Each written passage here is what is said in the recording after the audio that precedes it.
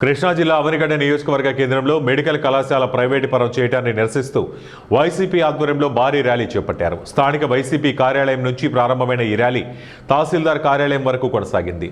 ప్రభుత్వ నిర్ణయాన్ని వ్యతిరేకిస్తూ తహసీల్దార్కు వినతిపత్రం అందించారు.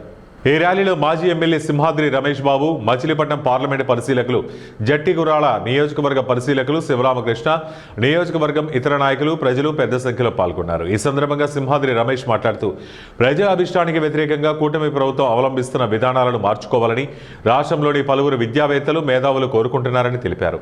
ఈ నిర్ణయాన్ని వెనక్కి తీసుకోకపోతే ఉద్యోగ, విద్యార్థి సంఘాలను కలుపుకొని ఉద్యమాన్ని తీవ్రతరం చేస్తామని హెచ్చరించారు. ఆయన వేసిన ముద్ర చెరపాలని చూస్తున్నారు.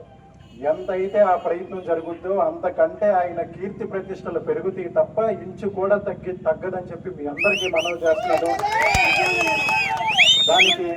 దానికి కారణం ఏంటంటే ఆయన ఈ 5 సంవత్సరాల్లో జనంకి చేసిన మంచి, ఆ మంచే ఈరోజు ఆయనకి ఆ ప్రజాదరణ తీసుకొస్తుంది. అలాగే మీరు కూడా మంచి చేయగలిగితే ఖచ్చితంగా మీకే ప్రజాదరణ పెరుగుతుంది తప్ప ఇటువంటి కార్యక్రమాలు, ఇటువంటి వ్యాపారాలు పిల్లల చదువులతోనూ, పిల్లలకు వచ్చే విద్యతోనూ, పేద పిల్లలకు ఉపయోగపడే విద్యతో మరీను అసలు వ్యాపారం చేయకూడదని చెప్పి తెలియజేస్తూ, అట్లాగే 4-5 రోజుల నుంచి మీ అందరూ కూడా చూస్తూ ఉంటుంటారు. మన ఎదురుమొండి ఏటిమొగ బ్రిడ్జ్ అవుతుందేమో అని ఒక సంకేతం రాగానే ఎవరి కాళ్ళు ఈ క్రెడిట్ మాదేనని చెప్పి తీసుకుంటా చూస్తున్నారు.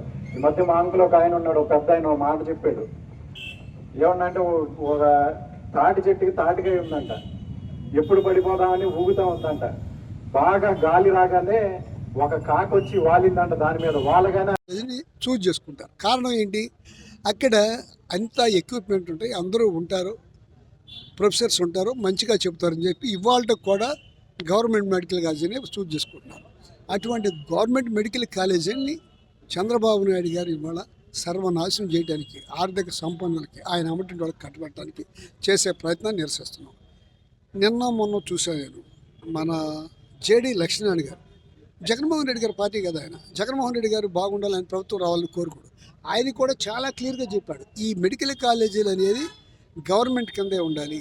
పీపీపీ కింద పెట్టడం మూలంగా చాలా నష్టం జరుగుతుంది. పేదలు వైద్యం చేయించుకోలేరు. తాత్కాలికంగా ఏదైనా మొదట్లో కాస్త కూస్తో చేసినా 4 రోజులు పోయిన తర్వాత వాళ్ళ డబ్బులు పెట్టుబడికి మించి లాభాలు తీసుకోవడం కోసం ప్రయత్నం చేస్తారు. అటువంటిది చాలా తప్పని చెప్తున్నారు మేధావులు, ఆలోచన పరులు, చదువుకున్న వాళ్ళు అందరూ చెప్పేది అది. ఇప్పుడు కన్నా చంద్రబాబు నాయుడు గారు ఆ పని విరమించుకుని గవర్నమెంట్ మెడికల్ కాలేజీ గవర్నమెంట్ కిందే కట్టాలి. చాలా కోట్ల రూపాయలు, వేల కోట్ల రూపాయలు ఆ డేటా సెంటర్ కోసం 22,000 కోట్లు అని చెప్తున్నారు. దీనికి ఎంత అవుతాయి? 5,000-6,000 కోట్లు అవుతాయి, ఎందుకంటే ఎక్కువ. దాన్ని ఇట్లా పాడు చేయడం అనేది చాలా పొరపాటు. ఆయన దుర్మార్గపు చర్య ఏంటంటే మళ్ళా సందాలు ఇచ్చేవాళ్ళు, ఆర్థిక సంపన్నులు ఆయన ఎమ్మటి